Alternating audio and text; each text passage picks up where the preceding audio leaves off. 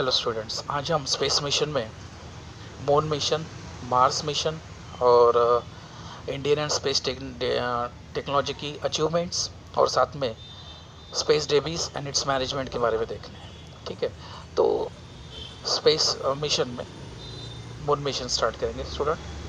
हम जानते हैं कि नेचुरल जो सैटेलाइट है वो है मून। तो डेफिनेटली जैसे ही शुरुआत में मैंने बताया कि जो चीज़ हमें पता नहीं उसके बारे में हमें क्यूरियोसिटी होती है, तो वैसे ही क्यूरियोसिटी ये सबसे करीब सोलर सिस्टम में सबसे अगर करीब कोई है या फिर हमसे अगर कोई करीब है तो वो होता है मून।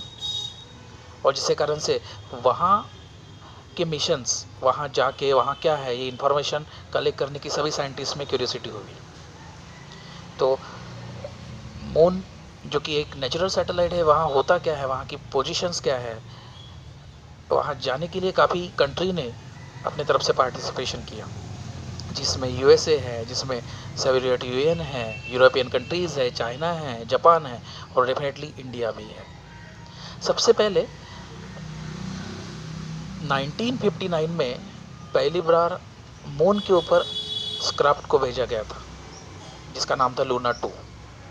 ओके, उसके बाद 1975 तक के ऐसे अलग अलग स्पेस क्राफ्ट भेजे गए और फिर उससे स्टडी की गई कि मून का केमिकल एनालिसिस कैसे है, वहाँ की डेंसिटी, वहाँ की ग्रेविटी, वहाँ रेडिएशंस कैसे होता है, ये सभी पैरामीटर्स के ऊपर स्टडी किया गया। उसमें से कुछ जो क्राफ्ट भेजे गए उसमें मानव रहित थे, मतलब उस समय मतलब इंसान साथ में नहीं गए थे स्पेस क्राफ्ट के। वहाँ से काफ़ी सारे स्टोन को भी लाया गया स्टडी करने के लिए, एनालिसिस करने के लिए लेबोरेटरी में भेजे गए। अमेरिका कंट्री का भी इसमें काफ़ी योगदान है। हम जानते हैं 1962 से लेकर 1972 अमेरिका ने काफ़ी सारे मिशंस किए हैं और जिनमें सबसे पहला बंदा नील आर्मस्ट्रांग जो साइंटिस्ट थे, जुलाई 69 में उन्होंने चांद के ऊपर पैर रखा।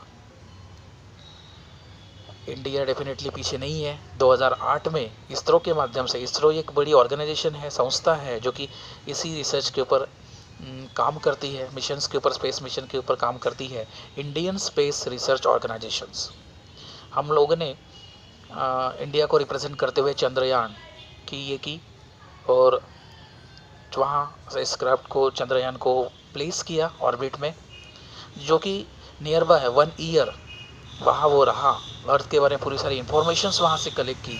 और खुशी की बात यह है कि भारत की ये पहली कंट्री थी जिसने पहली बार बताया कि यस, वहाँ मून में, मून सरफेस पे वाटर का एग्जिस्टेंस है। ठीक है, मतलब पानी लिक्विड स्टेट में वहाँ नहीं है, वहाँ पानी जो है वो सॉलिड स्टेट में, जो पत्थर होता है उसके अंदर कुछ ना कंटेंट्स देखने को मिला, मॉइस्चर। लिक्विड स्टेट में पानी क्यों नहीं है? क्योंकि हम जानते हैं कि वहाँ अर्थ पे क्या होता है, एटमॉस्फेयर नहीं होता है ना। ये बात बहुत इम्पोर्टेंट थी। बाकी कंट्री भी गए, लेकिन हमारा जो कंक्लूजन जो था, हमारा ऑब्जर्वेशन जो था, काफ़ी स्ट्रांग था स्टूडेंट्स। इस कारण से हमारा नाम एक पूरे वर्ल्ड में, कि इसरो का नाम काफ़ी ये हुआ, व्हाट कैन से, प्रेस्टीजफुल बन गया। उसके बाद नेक्स्ट जो मिशन बनाएगी वो मार्स मिशन है ना। मून के बाद फिर करीब वाला अगर कोई ग्रह है, प्लैनेट है, तो वो होता है मार्स। मार्स को ही आप जानते हो मंगल ग्रह भी कहते हैं, है ना। मंगल ग्रह के ऊपर अच्छी मूवी भी आई थी स्टूडेंट, अगर आपने देखी होगी तो, है ना, जिसके डिटेल्स उसमें कि किस तरह से वो जर्नी हुई थी वो बारे में उन्होंने बताया। मिशन मंगल नाम से वो मूवी थी, है ना, अक्षय कुमार की। वो देखिए, काफ़ी आपको साइंटिफिक नॉलेज उससे मिलेगा। तो ये जो एयरक्राफ्ट जो है, जो मिशन में मार्स पे भी भेजा गया, अलग अलग कंट्री ने उसके ऊपर भेजा, उसमें मंगलयान नाम से हम लोगों ने मतलब इसरो ने उसे डेवलप किया और वहाँ भेजा गया। नियर बाय नवंबर 2013 में हमने उसको वहाँ लॉन्च किया और सितंबर 2014 तक के वो ऑर्बिट के राउंड में रोटेट करता गया और वहाँ से इंफॉर्मेशन कलेक्ट किया। वहाँ से काफ़ी इम्पोर्टेंट इंफॉर्मेशन सुनने कलेक्ट की। इसके मतलब ये नहीं कि उसके पहले कोई कंट्री गई। यस, रशिया, चीन, अमेरिका,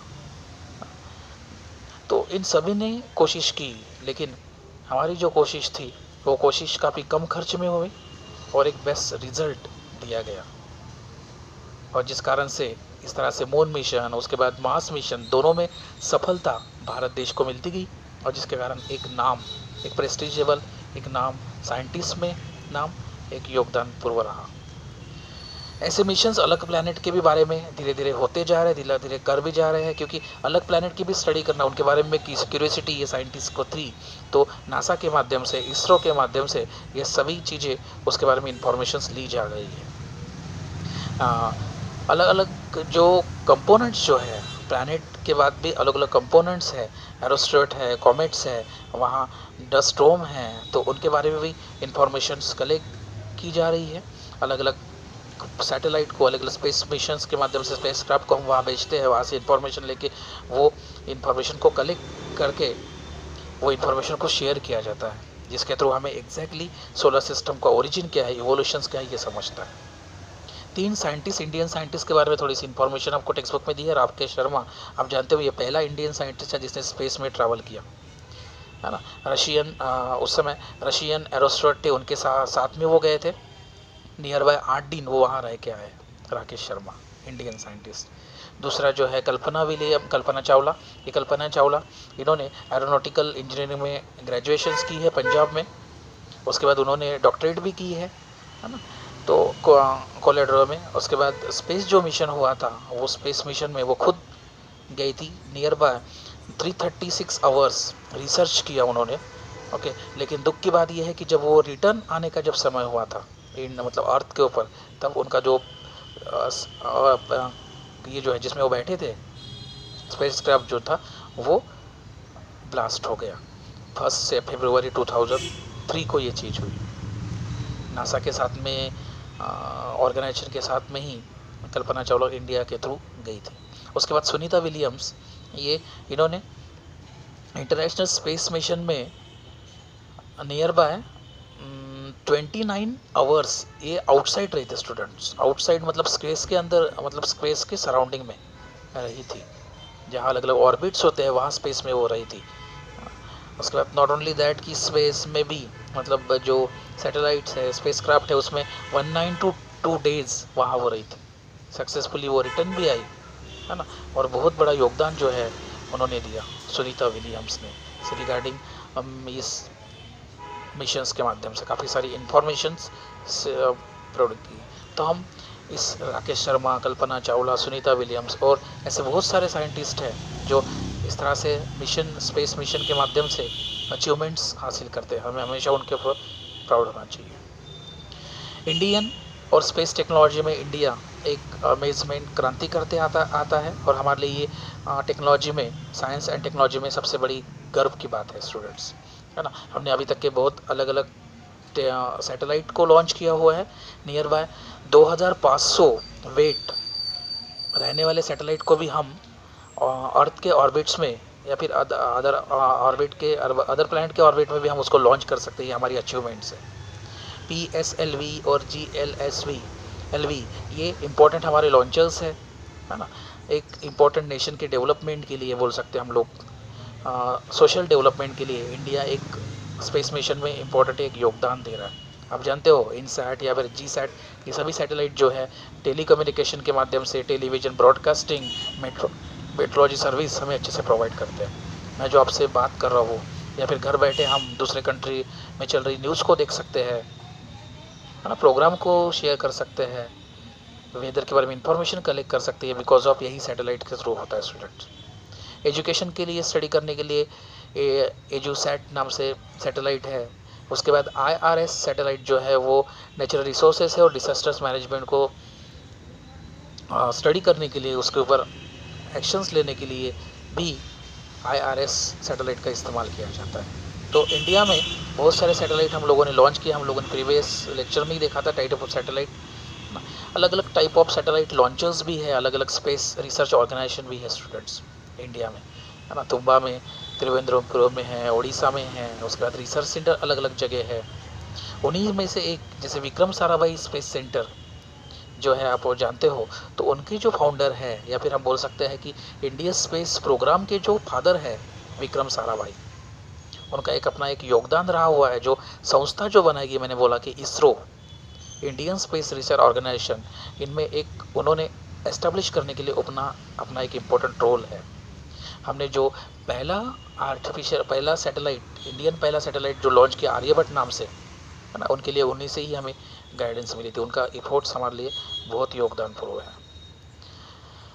फिजिकल रिसर्च लेबोरेटरी जो है PRL जो अहमदाबाद में है, उन्हीं के कारण से ही आज वो एस्टेब्लिश हुई है ना। Not only that, satellite launch centre Thumba बहुत बड़ी सैटेलाइट लॉन्च सेंटर है, वो साराभाई की ही मेहनत का नतीजा हम लोग बोल सकते हैं। स्पेस डेब्रिस और एंड इट्स मैनेजमेंट के बारे में थोड़ा सा एक है, वो देख लेंगे। हम जानते हैं कि आर्टिफिशियल सैटेलाइट बहुत सारे, हाँ, इंडिया भेज रही है, रशिया भेज रही है, चाइना भेज रही है, अमेरिका भेज रही है, ऐसे अलग अलग कंट्रीज़ अपने अपने मतलब वोटिकन से वो उस प्लैनेट के इंफॉर्मेशंस के लिए सैटेलाइट्स को वहाँ भेजते हैं, है ना। वो सैटेलाइट वो क्या करते हैं, वहाँ अर्थ के सराउंडिंग में रोटेट होते रहते हैं, वहाँ से हमें इंफॉर्मेशंस रिसीव करते हैं और वो इन्फॉर्मेशन हमारे साथ शेयर करते हैं, सो दैट हमारी क्यूरियोसिटी पूरी तरह से ख़त्म हो जाती है। लेकिन ऐसे सैटेलाइट जब वो घूमते हैं तो कई बार वो सैटेलाइट वहाँ ब्लास्ट भी हो जाते हैं।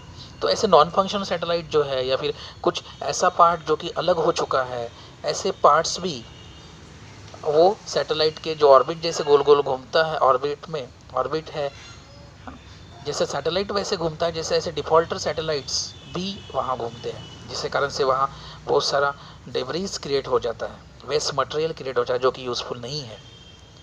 ओके, तो ऐसा एक सर्वे है कि 2016 में सर्वे किया गया था, तो उसमें पता चला कि नियर बाय ऐसे काफ़ी सारे, मतलब 2 करोड़ स्पीसीज है जिनकी लेंथ जो है वो 1 सेंटीमीटर से भी ज़्यादा है। ऐसे वो प्लैनेट के सराउंडिंग में ये घूम रहे हैं, जो कि यूज़फुल नहीं है हमारे लिए, क्योंकि अगर कोई सैटेलाइट वहाँ जाता है तो उसको टकराने से वो अच्छा सैटेलाइट ख़राब हो सकता है, ब्लास्ट हो सकता है। तो लाइक ऐसे ये नॉइस प्रॉब्लम है, स्पेस डेब्रिज जिसे कहा जाता है, और ये आर्टिफिशियल सैटेलाइट के लिए डेफिनेटली हार्मफुल है, जो कि सैटेलाइट को डैमेज कर सकता है।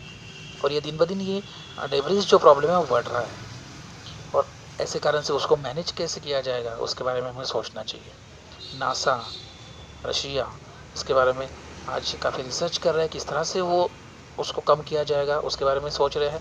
और डेफिनेटली इंडिया भी, किस तरह से हम स्पेस डेब्रिस को कम किया जाए, किस तरह से हम उनको मैनेज करें, सो दैट हम उसको ये करें, रिसीव करें उस वेस्ट मटेरियल को, so that easily next satellite जो है वो लॉन्च करें। नहीं तो अब फ्यूचर में क्या होगा कि हम कोई भी सैटेलाइट को लॉन्च नहीं कर पाएंगे, हमें और भी हमारी जो क्यूरियोसिटी है वो पूरी तरह से ख़त्म नहीं होगी अगर हम उसे लॉन्च नहीं कर पाए। तो ये आज की बहुत बड़ी समस्या है, जिसके थ्रू इसका मैनेज करना, उनको उनके बारे में सोचना ये बहुत ज़रूरी है।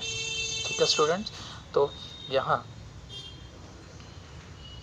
ओवरऑल आज हम लोगों ने स्पेस मून मिशंस, उसके बाद Mars mission, Indian space technology क्या होती है वो देखा, और साथ में ही अलग अलग जो साइंटिस्ट थे, राकेश शर्मा, कल्पना चावला, सुनीता विलियम्स, साराभाई, इनके बारे में इंफॉर्मेशन स्टडी की, और साथ में स्पेस डिब्रीज क्या होता है, उनका मैनेजमेंट क्या है वो देखा। ठीक है स्टूडेंट, थैंक यू।